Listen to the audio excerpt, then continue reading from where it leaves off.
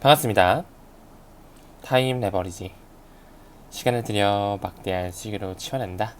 수익을 밝았습니다. 오늘도 건강 잘 챙겨주시고요. 행복한 하루, 좋은 하루 보내시길 바라겠습니다. 오늘도 인생 3대 원칙 다시 한번 새기면서 초심 잃지 않는 게 굉장히 중요하겠죠? 천천히 진행해 보도록 하겠습니다. 오늘도 함께 성장해 주심에 대단히 고맙습니다. 천천히 시작해 볼까요? 리플의 움직임이 범상치가 않습니다. 과거까지는 뭔가 미국 이외 지역에서 사람들을 계속 채용하고 인프라를 확장해 왔죠. 무려 12년 동안 파트너십을 체결하며 전 세계 송금망을 점령했다라고 해도 과언이 아닌데요. 이제는 미국에서 사람을 뽑고 있네요. 채용 공고 중에 75%가 이제는 미국 기반이라는 것, 큰 의미를 내포하고 있다라고 생각을 합니다. 이제 규제에 대한 명확성이 곧 불어닥칠 것이기 때문에 미국에서도 온전하게 사업 파이프라인을 확장시킬 수 있기 때문에 리플사가 지금 미국에서 자국에서 사람을 공격적으로 뽑는 것이겠죠. 작년 12월 중반부를 기준으로 리플에서 찍어내는 리플 USD, RL USD 또한 이미 NYDFS 바로 뉴욕 금융 서비스부의 승인을 완전히 받았기 때문에 이미 리플과 SEC의 소송은 따놓은 당상이라고도 볼 수 있다라고 생각을 하거든요. 그들끼리 뭐 한 달 정도는 시기의 저울질 나올 수 있겠죠. 하지만 올해 1분기를 안쪽으로 완전한 소송의 종결, 그리고 결국에는 블랙록에서 리플의 현물 ETF를 신청할 수밖에 없는 타임라인, 우리 앞에 다가와질 수밖에 없다라고 생각합니다. 이제 도널드 트럼프의 2기 행정부의 출범 보름도 안 남았는데요. 그가 지명했던 고위급 인사들, 상무부 장관이라거나 정부 효율부서 도지부서 있었죠. 재무부 장관 스콧 베센트 역시 조지 소로스의 오른팔이다, 친암호화폐 인사다 말씀을 드렸죠. SEC 위원장 1월 20일에 같이 세대 교체가 일어나게 되면서 폴 애킨스 암호화폐 친화적인 성향을 가지고 있다. 또한 그와 함께 친가상자산 3인방이라고 불리는 마크 우에다와 헤스터 피어스 또한 투자자의 보호를 가장 우선시한다라고 언급한 바 있었고요. 백악관을 필두로 한 크립토 차르 부서 데이비드 삭스 역시 과거에 리플 옹호 발언을 했다. 굉장히 중요하게 바라봤었고요. 더 나아가서 상원과 하원의 의석수를 공화당이 굉장히 많이 싹쓸이하면서 암호화폐를 받아들일 준비가 모두 완료가 됐다. 끝으로 경제자문위원회 의장 역시 스테판 미란이 들어오면서 친암호화폐 성향주의자다. 미국을 필두로 한 고위급 임원들을 왜 죄다 친암호화폐 성향의 주의자들을 뽑아놨는지, 이것은 말보다는 액션이라고 볼 수가 있겠죠. 이제 슬슬 블록체인, 암호화폐 생태계가 성숙기, 성장할 수밖에 없는 그 토대가 마련됐다라고 할 수가 있습니다. 사실 연준의 움직임, 제가 굉장히 중요한 타임라인이 올해 두 번이 있다라 그랬고, 첫 번째가 올해 3월 10일 1분기, 두 번째가 올해 4분기 11월 22일이라고 말씀을 드렸죠. 그 중에서도 1분기에 있었던 연준에서의 움직임, 이 Fed Now 서비스 또한 굉장히 눈여겨볼 필요가 있다라고 말씀을 드렸죠. 작년 7월 20일을 기준으로 Fed Now 서비스, 미국 연준을 기반으로 한 새로운 지급결제 시스템이 나오게 됐는데, 이가 리플렛을 탑재하고 있는 ISO 2002와 연관성을 가져갈 수밖에 없는 플랫폼이기 때문에 해당 플랫폼에 일주일 전에 리플의 약식 판결이 나왔다라고 말씀을 드렸습니다. 우리가 Fed Now 서비스를 반드시 공부하면서 서비스 업체 그리고 파트너 중에 어떤 블록체인 회사가 들어가 있는지를 반드시 면밀히 공부할 필요가 있다고 말씀을 드렸죠. 그 안에 영국을 기반으로 한 피나스트라, 볼란테 테크놀로지에 기반한 볼페이라든지 ACI 월드와이드, 스위스의 테메노스, 최적화 회사 ECS 핀까지 리플렛을 모두 다 탑재하고 있다라고 말씀을 드렸는데요. 이제 슬슬 연준의 Fed Now 서비스에 ISO 2002 메시징 표준을 완전히 마이그레이션을 할 시기가 점점 우리한테 다가와지고 있습니다. 올해 3월 10일을 기준으로 새로운 메시징 표준 블록체인을 결제망에 탑재하면서 실시간 결제 24시간 일주일 내내 365일 내내 비용 효율적인 결제 메커니즘이 들어오게 된다라는 거, 그 안에는 리플렛이 탑재되어 있다라고 말씀드렸습니다. 왜 작년 7월 20일에 Fed Now 서비스가 출시한 다음에 이런 기사들이 나왔을까요? JP모건 신용카드 그리고 모기지 지불에 XRP를 허용했다. 하나의 거짓 기사, 퍼드 기사였을까요? 하나 더 보여드립니다. 웰스파고 역시 신용카드, 그리고 대출 부채에 XRP 지분을 승인하고 있다. 이 또한 거짓 기사일까요? 저는 XRP의 진가, 숨겨진 그들의 비밀이 슬금슬금 수면 위로 떠올라지고 있는 하나의 기사로 확인을 했거든요. 왜 그런가 하면 방금 언급드린 연준이 고안한 FedNow 서비스를 어떤 은행이 이미 탑재하고 있는지를 확인해보면 정답지를 알 수가 있습니다. 이 페더럴 리저브 연준의 공식 홈페이지에 어떤 금융기관이 FedNow 서비스를 초기부터 활용하고 있는지를 보게 되면 방금 언급드렸던 웰스파고와 JP모건이 그대로 엑셀 명단에 들어와 있다는 것을 확인할 수가 있기 때문이죠. 또한 인증된 서비스 제공업체 BNI 멜론 또한 명시가 되어 있거든요. 이미 BNI 멜론에서는 가치의 인터넷으로서 XRP 레저의 솔루션 리플 네트워크에 대한 개념 증명을 완료했다라고 말씀을 드렸습니다.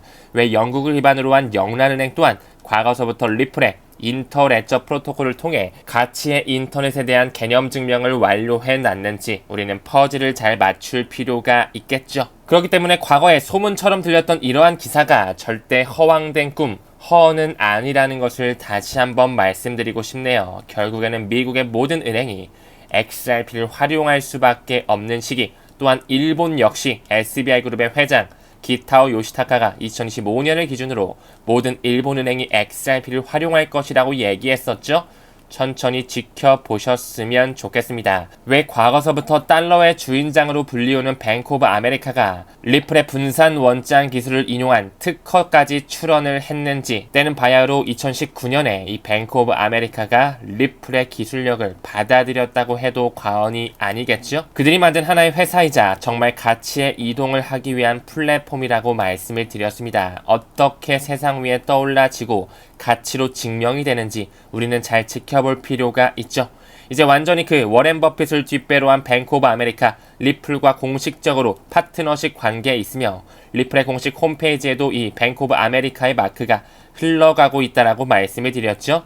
전 세계를 아우르는 금융기관들, 송금업체들 모두 다 리플렛을 탑재하고 있다는 것 절대 과장된 말이 아니라는 것을 강조드리고 싶고요. 과거부터 왜 핀테크 은행 전문가들을 대상으로 설문조사를 했을 때 국제결제 비용 100억 달러를 절감하는 부분에 리플의 기술력을 활용할 수 있다라는 솔루션을 어필하고 있었는지 이미 미국의 신속결제위원회뿐만 아니라 클리어링하우스죠. 청산소에서도 이미 리플은 국경 간 결제 솔루션으로 인용되고 있었다라는 거 이미 정답지는 나와져 있다라고 생각을 합니다. 사실 FedNow 서비스가 나오기 전부터 연준은 리플을 포함한 57개, 약 60개의 채택 기관을 만들어 왔었다라는 거 결국에는 지불 시스템의 리플의 기술과 XRP를 공식적으로 통합하는 것을 의미하고 있다. 정말 이 말이 진실인지 아닌지 시간이 대답해 줄 것이라 생각하고 있습니다.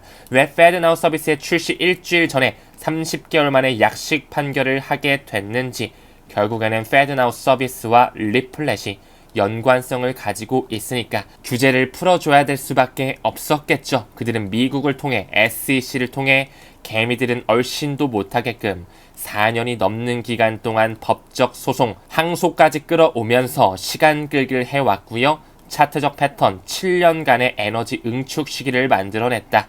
지금까지 엄청 고생하셨던 우리 에이플 회원님들, 구독자 선생님들 충분히 기다리고 여유 있는 마음으로 리플의 폭등의 시기를 다시 한번 고대하셨으면 좋겠습니다. 최근에 연방준비제도 이사회 보도자료가 나왔는데요. 마이클 바 알고 계시죠? 바로 리플의 고문 출신이었는데요. 이제 올해 2월 28일을 기준으로 부의장직에서 물러나고요. 이제 총재로 재직할 것이라고 발표하고 있네요. 어떻게 SEC를 통해 공격받아왔던 일개의 블록체인 스타트업의 회사 전 고문이 연준의 부의장까지 갈 수가 있었을까요? 또한 오바마 정부 때부터 재무부 장관을 역임했었던 로사 리오스가 지금 현재 리플에 합류되어 있다는 것 또한 잊지 마시길 바라겠습니다. 이 리플의 고문 출신인 마이클 바 같은 경우는 연준에 들어서자 기조연설을 여러 차례 했었죠. 결국에는 CBDC와 스테이블 코인 받아들일 수밖에 없다라는 내용을 우리한테 알려주고 있었다라는 거. 트럼프가 CBDC를 반대하면 어떡하냐고요? 과거서부터 미국의 디지털 달러 프로젝트, 유럽의 디지털 유로 어소시에이션, 영국의 디지털 파운드 재단,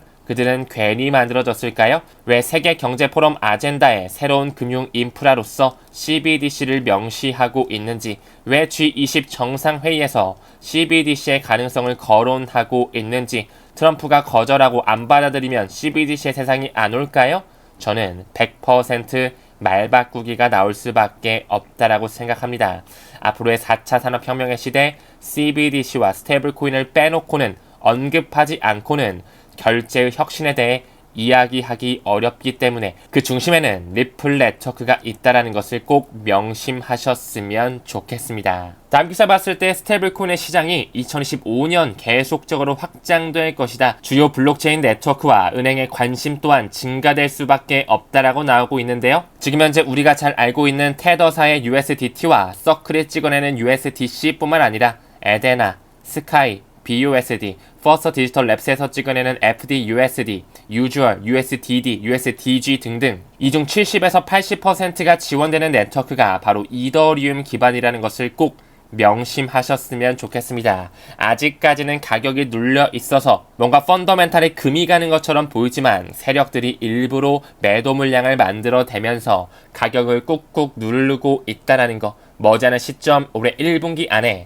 반드시 이더리움이 정고점을 돌파하면서 알트 시즌이 불어닥칠 수밖에 없다라는 것 믿어 의심치 않습니다. 또한 미국의 포브스에 따르면 엑스머니, 일론 머스크가 준비하고는 엑스페이먼트, 어제 영상에서도 말씀을 드렸죠.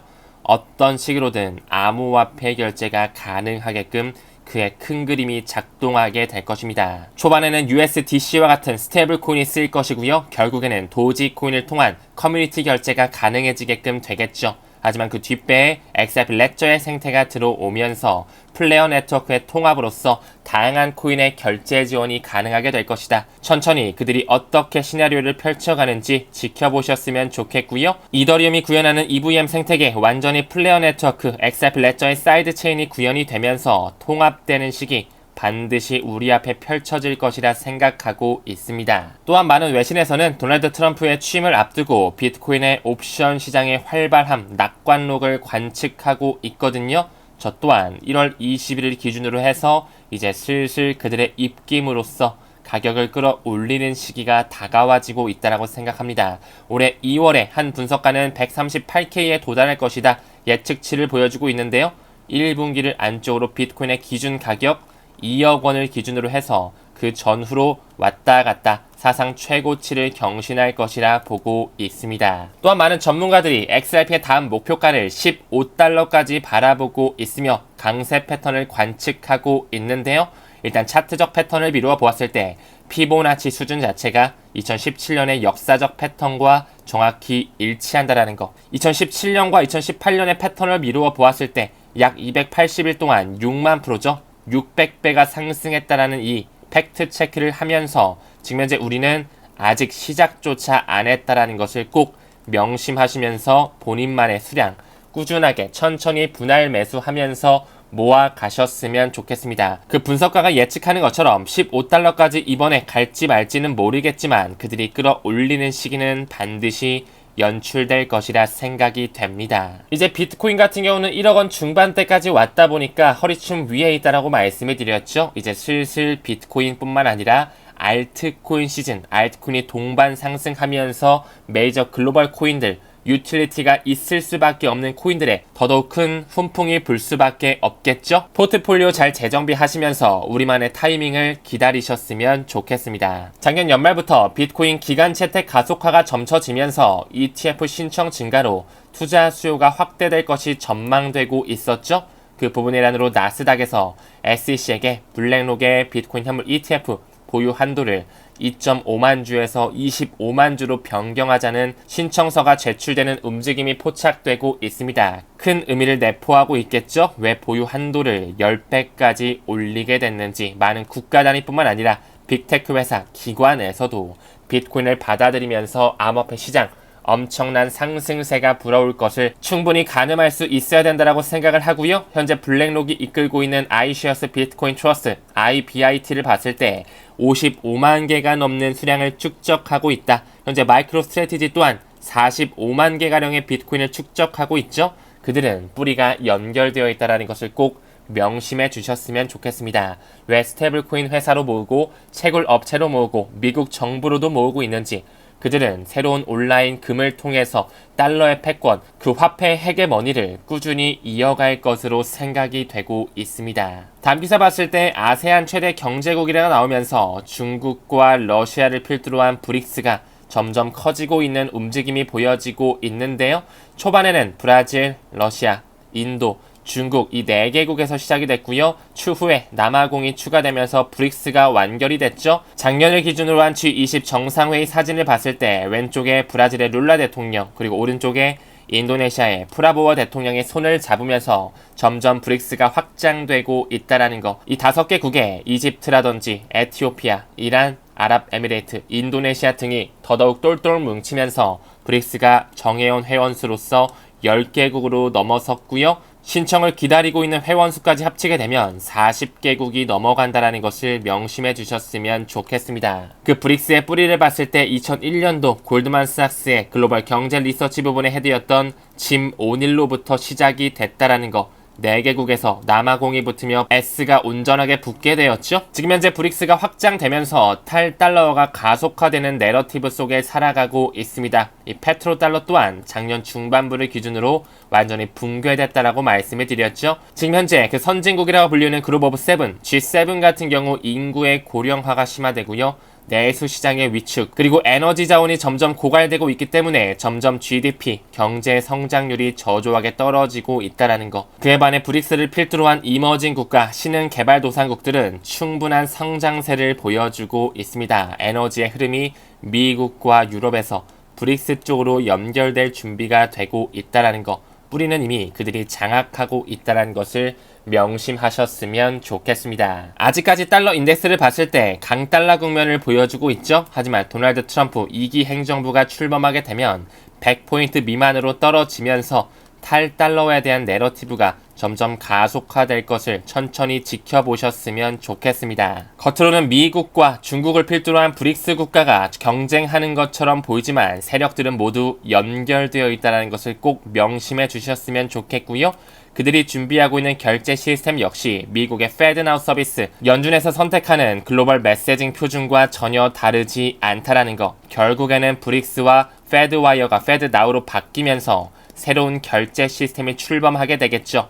그 안에는 리플렛이 있고요. 결국에 스위프트 1.0이 아닌 뉴 스위프트, 스위프트 2.0의 시대가 우리 앞에 펼쳐지게 될 것입니다. 한 전문가는 리플 XRP가 비트코인을 충분히 뒤집을 수 있다라는 말을 하고 있는데요. 2018년에 일시적으로 XRP가 시가총액 1위 자리에 있었다라는 것 말씀을 드렸었죠. 그렇다고 해서 비트코인이 몰락하느냐? 절대 아닐 것입니다. 이 두 가지의 자산은 우리가 반드시 더욱더 중장기적으로 가져가야 된다는 거. 왜 드랍 단위와 사토시 단위, 그 하위 단위로서 설계를 시켜놨는지 그들의 의도를 잘 파악해 볼 필요가 있겠죠.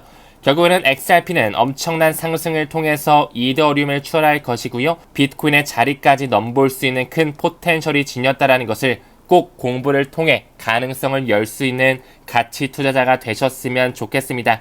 그들이 과거에 실물 금을 통해 달러를 만들었다면 이제 온라인 금을 통해 전 세계를 아우르는 단일 암호화폐가 급부상하게 될 것인데요.